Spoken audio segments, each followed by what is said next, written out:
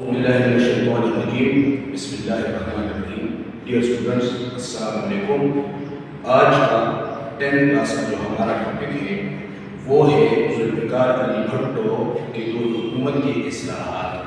لیکن اس کو بیان کرنے سے پہلے ہم اس کے بیک گراؤنڈ میں جائیں گے، پس منظر میں جائیں گے. جب یحییٰ خان نے 1970 میں الیکشن کروائے. اب اس الیکشن کے نتیجے میں کہ اس دوران ایسٹ پاکستان اور ویسٹ پاکستان کا ایسٹ پاکستان جو اب ہمارے پاس بنگلہ دیش ہے اور ویسٹ پاکستان جو کہ ہمارا موجودہ پاکستان ہے، ایسٹ پاکستان میں عوامی لیگ جو تھی وہ کامیاب ہو گئی. اسی طرح ویسٹ پاکستان میں زیادہ سیٹس جو ہیں وہ پاکستان پیپلز پارٹی نے لی، جو کہ ایک نئی پارٹی. عوامی لیگ کے رہنما جو تھے وہ شیخ مجیب الرحمان تھے اور پاکستان پیپلز پارٹی کے رہنما ذوالفقار علی بھٹو تھے. اب اگر آپ دیکھیں تو ڈیموکریسی جسے کہا جاتا ہے، جمہوریت، تو جس کی اکثریت ہوگی تو حکومت تو اس کو ملنی چاہیے. تو زیادہ سیٹیں جو تھیں وہ شیخ مجیب الرحمان نے حاصل کی تھی تو حکومت اس کو ملنی چاہیے. لیکن ویسٹ پاکستان میں جو موجودہ ہمارا پاکستان ہے، اس کے لیڈرز جو تھے وہ یہ نہیں چاہتے تھے کہ ان کو حکومت دی جائے، شیخ مجیب الرحمان کو حکومت دی جائے. جس وجہ سے ذوالفقار علی بھٹو نے کہا کہ اگر تم صحیح ہو ادھر ہماری حکومت ہوگی. تو جس کی وجہ سے تناؤ اور اختلافات زیادہ بڑھ گئے اور اس کے نتیجے میں 1971 کی جنگ لڑی گئی. نتیجہ کیا ہوا؟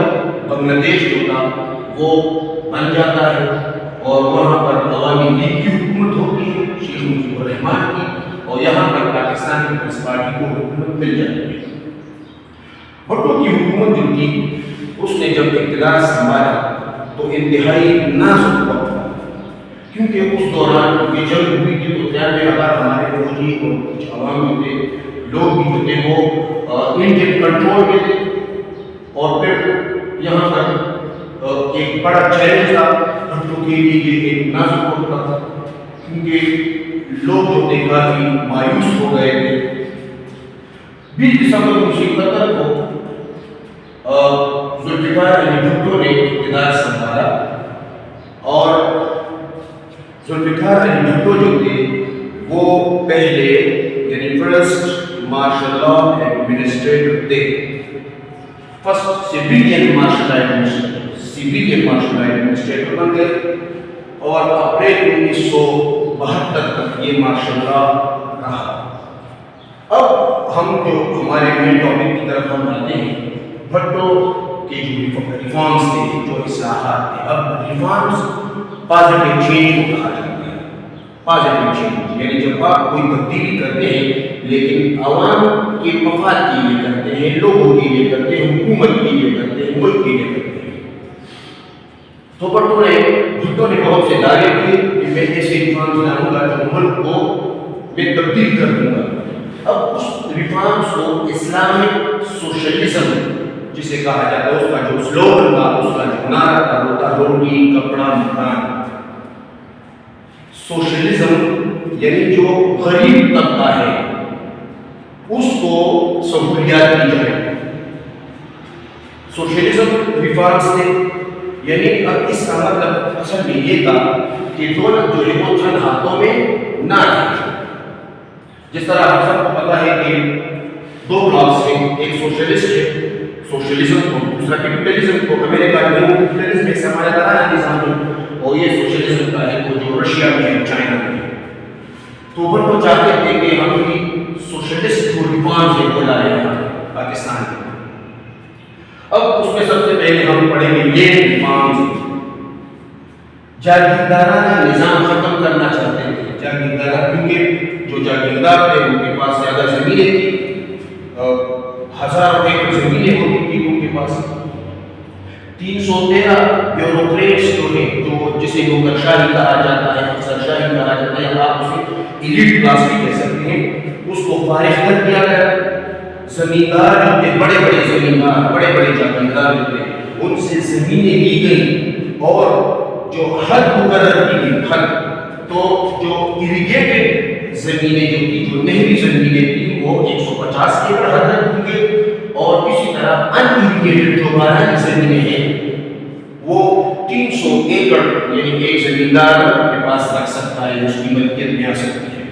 اب جو زائد زمینیں جو تھیں، زیادہ زمینیں رہ گئی، وہ کسانوں میں تقسیم کر دی گئی، تو یہ لینڈ ریفارم ہو گئے ہمارے ایگریکلچر ریفارمز۔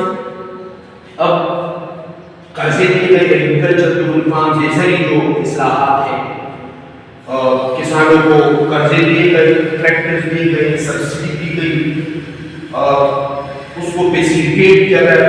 کیوں فیسیلیٹیٹ کیا گیا؟ جو منشور ہے جو پاکستان پیپلز پارٹی کا، وہ اصل میں ہے عوام کے متعلق، عوام کو فیسیلیٹیٹ کرنا، عوام کو سہولیات دینا، تو ان کو فیسیلیٹیٹ کیا گیا کسانوں کو۔ پھر ہم آتے ہیں لیبر ریفارمز کی طرف، جو لیبر ہے، مزدور پالیسی ہے، جیسا کہ میں پہلے بیان کر چکا ہوں کہ سوشلزم سسٹم ہے، تو لیبر کو یہ حق دیا گیا، لیبر کو بلایا گیا، ٹریڈ یونین کو بلایا گیا، ان کو مناوات دی گئی، ان کو فیسیلٹیز دی گئی، پنشن کی سہولت دی گئی، یونین بنائے گئے، اور کوئی حادثے کی صورت میں اس کی بیوہ جو ہے وہ اسے پینشن کا حقدار بنایا گیا، اوقات کار جو بھی کم کر دی گئی، یعنی پہلے 12 گھنٹے کام کرتے تھے مزدور، پھر 8 گھنٹے کر دیے گئے۔ تو یہ لیبر ریفارمز تھے، اور مزدور جو تھے کافی خوش تھے اس ریفارم سے۔ انڈسٹریل ریفارمز کی طرف ہم آتے ہیں، جو انڈسٹریز ہیں، تو یہاں پر ہم کہتے ہیں کہ نیشنلائزیشن اصل میں ہے۔ نیشنلائزیشن کا مطلب ہے جب آپ مختلف اداروں کو حکومت کی تحویل میں لیتے ہیں، حکومت کی تحویل، یعنی بڑی بڑی جو انڈسٹریز تھی، ہیوی انجینئرنگ کی صنعت، اسٹیل کی صنعت، electrical industries, petrochemical industries, cement وغیرہ، یہ سب جو ہے یہ سرکاری تحویل میں لے لی گئی۔ نقصان کیا ہوا؟ جو انویسٹرز تھے اس کے پاسپورٹ ضبط کر دیے گئے تاکہ وہ سرمایہ جو ہے وہ باہر منتقل نہ کر سکے۔ بینک ریفارمز، جو پرائیویٹ بینک سے، جتنے بھی پرائیویٹ بینک سے، ان سب کو نیشنلائز کیا گیا، یعنی وہ بھی سرکاری تحویل میں لے لیے گئے، اور اس کے انڈر رکھا گیا اسٹیٹ بینک آف پاکستان کے انڈر رکھا گیا۔ تو جتنا بھی پورا سرمایہ ہے وہ حکومت نے استعمال کیا۔ ایکسچینج ریفارمز، ایک کمیٹی بنائی گئی، جتنی بھی چیزیں جو تھی، جو امپورٹ ہوتی تھی، جو باہر ملکوں سے لائی جاتی تھی، اس پر بڑے بڑے ٹیکس جو تھے وہ لگائے، اس پر زیادہ ٹیکسیشن تاکہ لوگ اسے امپورٹ نہ کر سکیں۔ ایجوکیشنل ریفارمز جو ہے، تعلیمی جو اصلاحات ہیں، مور دین 400 اسکولز اینڈ کالجز، اسے نیشنلائز کیا گیا تاکہ ایجوکیشن کو پروموٹ کر سکے۔ لیکن کچھ ادارے ایسے تھے جس طرح کہ بیگن ہاؤس ہے، اسے سرکاری تحویل میں نہیں کیا گیا، جس پر بہت سے لوگوں نے باتیں کی کہ یہ اقربا پروری ہے، تو اس کے دوست وغیرہ ہیں، ٹھیک ہے، جاننے والے ہیں۔ اب بیٹا آپ سب کو یہ ذوالفقار بھٹو حکومت کی جو اصلاحات ہیں میں بیان کر چکا ہوں، اگر اس میں آپ لوگوں کا کوئی بھی کوشچن ہے تو بیٹا آپ کر سکتے ہیں، کمنٹ بھی کر سکتے ہیں، انشاءاللہ I will try to assist you. Thank you very much.